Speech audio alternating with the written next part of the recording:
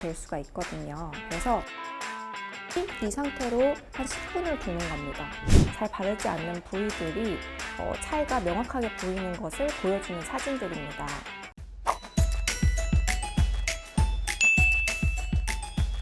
여러분 안녕하세요. 피부텐텐의 강현진입니다. 오늘은 여러분께 아주 기쁜 소식이 하나 있어요. 바로 피부상담소를 열었다는 소식입니다. 우리가 그동안 영상을 좀 올렸을 때 항상 공통적으로 하는 질문들이 좀 많이 있었어요. 그냥 한 분 한 분께 답을 드리기보다는 많은 분들께 알려드리는 것이 좋겠다 싶어서 이렇게 영상을 담아보게 되었습니다. 그럼 시작해볼까요? 날씨가 추워지니 피부가 쩍쩍 갈라지고 각질이 많이 생기고 잔주름이 더 눈에 띄게 보여요. 집에서는 어떻게 관리하는 게 좋을까요? 라고 질문을 하셨어요. 날씨가 추워지면서 피부가 굉장히 건조해지죠. 이럴 때 당연한 거예요. 보습을 철저하게 해주는 게 제일 중요하거든요. 우리가 집에서 보습을 잘 해주는 노하우 제가 3가지 딱 말씀드리도록 하겠습니다. 첫 번째는 보습제를 철저하게 잘 발라주셔야 돼요. 근데 여기서 잘 바른다는 의미가 뭘까요? 그거는 바로 하루에 한 번만 바르는 걸로는 부족하거든요. 그래서 하루에 3번 이상 바르는 것이 열심히 잘 바른다는 의미입니다. 저 같은 경우에도 부분적으로 건조한 부분만 약간 소량 덜어서 얼굴에 톡톡 두드리듯이 이렇게 얼굴에는 그렇게 발라주고 있고, 이외에도 뭐 손등이나 팔, 다리 같이 건조한 데는 좀 낮에도 수시로 발라주는 편입니다. 그리고 건조하다고 또 미스트를 뿌리는 분들이 계세요. 만약에 미스트를 뿌리고 싶다라고 하시는 분들은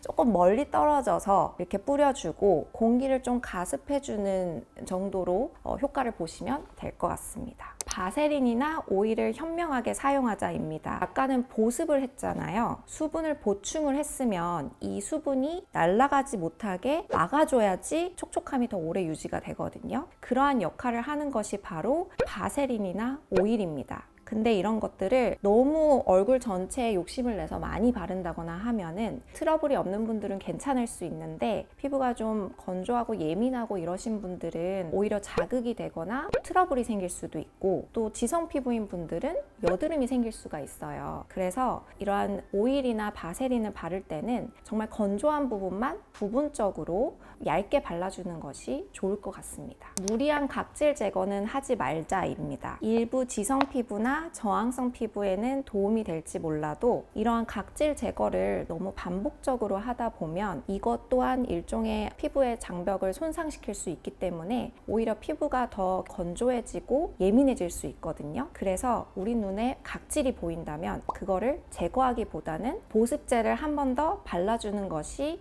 오히려 더 좋습니다. 바세린이 건조할 때 좋다고 해서 바르려고 하는데 이게 끈적끈적해서 도저히 못 바르겠어요.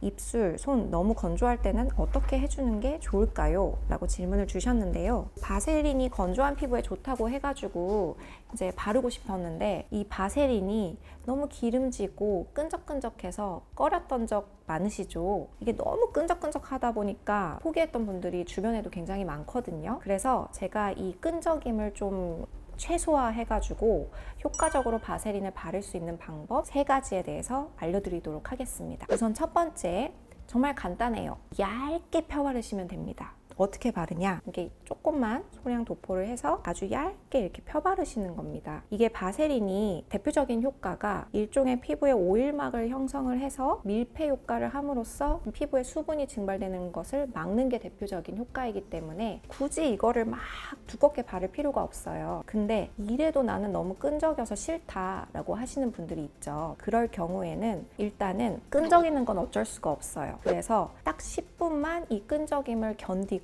해방되는 방법이 있습니다. 일단은 보습제를 먼저 바릅니다. 그 다음에 그 위에 바세린을 발라서, 이때는 조금 두껍게 발라도 돼요. 막을 또 형성을 해주고, 또 거기에 추가로 이런 장갑 같은 거, 아니면 얼굴 같은 경우에는 이제 마스크팩이나 아니면 랩을 씌우는 거죠. 그래서 이렇게 장갑을 위에 씌워주면 이게 또 일종의 밀폐 역할을 단단하게 해주기 때문에 이 기존에 발랐던 보습제가 더 많이 흡수가 될 수가 있거든요. 그래서 팩을 하듯이 이 상태로 한 10분을 두는 겁니다. 좀 더 효과가 좋으려면 뭐 자는 동안 사용을 하라 이렇게 말씀을 드리기는 하는데, 끈적임이 지금에는 이제 주제다 보니까 수분은 충분히 흡수가 됐기 때문에 효과가 좋고요. 나는 이 10분조차도 못 견디겠다라고 하는 분들이 있을 거예요. 그럴 때에도 방법이 있습니다. 이 방법은 매사추세츠 의과대학 2020년도에 바셀린 베스라는 방법으로 발표한 논문에 있는 방법인데요.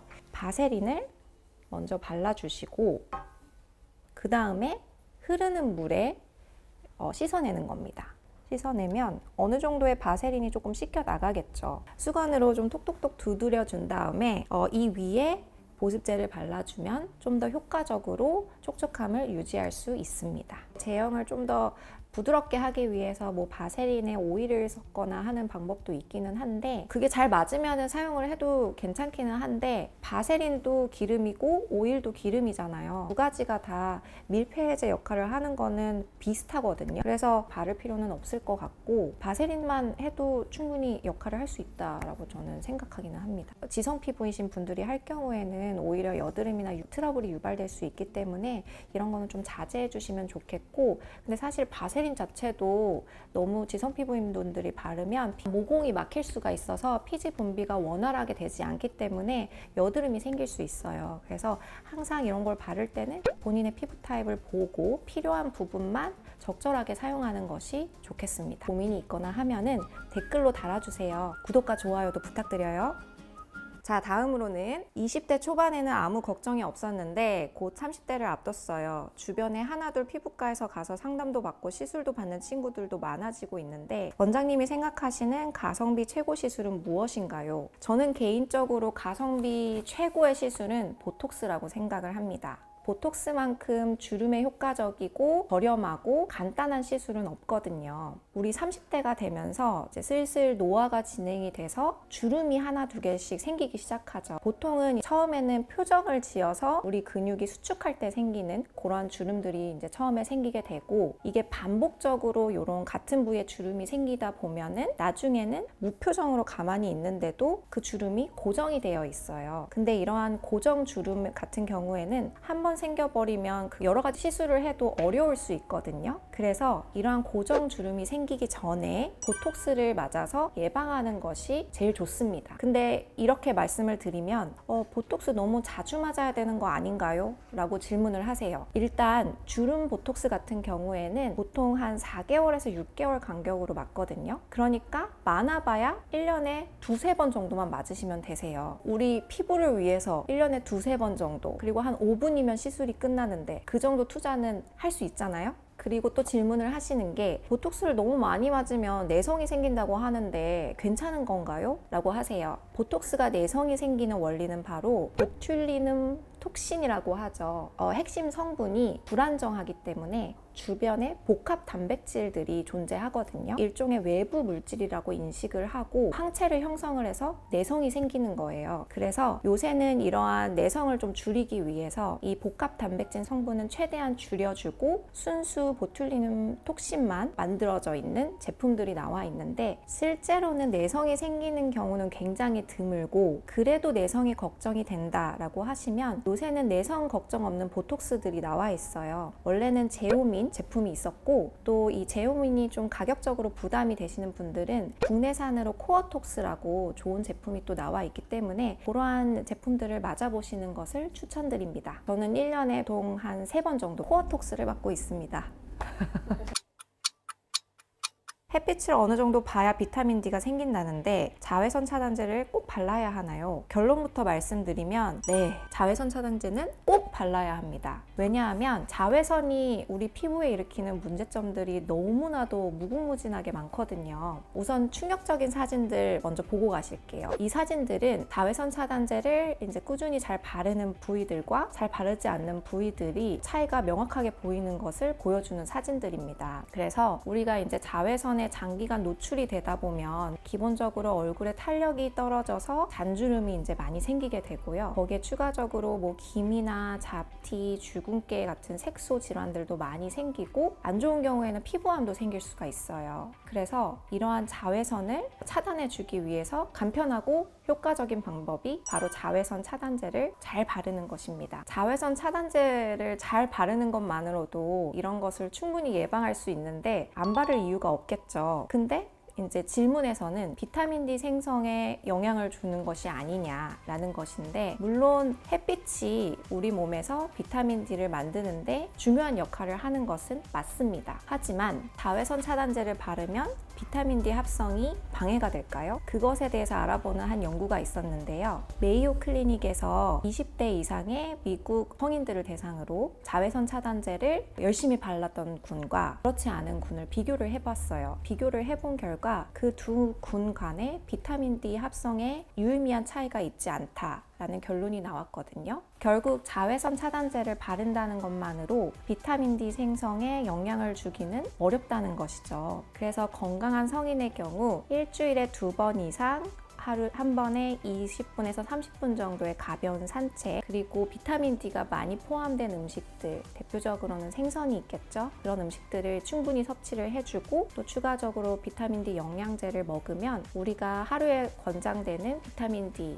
충분히 얻을 수 있다고 합니다. 그렇기 때문에 피부를 위해서 자외선 차단제를 잘 발라주고 부족한 비타민 D는 이러한 방법들로 보충하는 게 어떨까요? 그래도 좀 걱정이 된다 하면은 반팔이나 반바지를 입어서 노출을 조금이라도 시키면 비타민 D 생성에 좀 도움이 될 것 같습니다. 그리고 요새는 영양제나 비타민 D 주사 같은 것도 나와 있기 때문에 굳이 얼굴로 비타민 D를 만들려고 하기보다는 이러한 영양제나 주사에 도움을 얻는 것도 좋을 것 같습니다. 자, 다음 질문은 여자분들은 매일 화장을 하니까 이중 세안이 필수라고 알고 있는데 남자들 중 무기자차 선크림만 바르는 사람들도 이중 세안을 꼭 해야 되나요? 그리고 선크림 바르지 않는 날, 비번이라 집에서 휴식만 하는 날 같은 날에도 저녁 세안 시 이중 세안을 꼭 해야 하나요? 라고 질문을 해주셨어요. 결론은 맞습니다. 선크림만 바르더라도 이중 세안을 꼭 하셔야 합니다. 그 이유는 그 선크림이 1차 세안 한 번만으로는 성분들이 충분히 닦이지 않는 경우들이 굉장히 많아요. 근데 이러한 성분들이 피부 표면에 남아있다 보면은 이게 결국에는 모공을 막아서 트러블을 유발할 수 있고, 또 선크림의 일부 성분이 피부에 자극감을 유발할 수 있거든요. 그렇기 때문에 꼭 이중 세안을 해주시는 게 좋고, 1차 세안제로 선크림 성분을 충분히 세안을 해주시고 2차 약산성 세안제로 마무리를 해주시면 됩니다. 비번이라 집에만 있고 뭐 아무것도 바르지 않은 날 같은 경우에는 그냥 약산성 세안제로 1차 세안만 해도 충분할 것 같아요. 이 영상을 통해서 살면서 한 번쯤은 고민했을 것들에 대해서 알아보는 시간을 가졌는데요. 도움이 되셨으면 좋겠습니다. 여러분도 그냥 문득문득 생각나는 고민이 있거나 영상을 보다가 생기는 고민이 있거나 하면은 꺼려하지 마시고 댓글로 달아주세요. 그러면 저희가 다시 영상으로 찾아뵙거나 아니면은 뭐 쇼츠로 찾아뵙거나 또는 댓글로 남겨드리는 등 여러 가지 노력을 할 테니까 알림 설정, 그리고 뭐가 있죠? 구독과 좋아요도 부탁드려요. 감사합니다.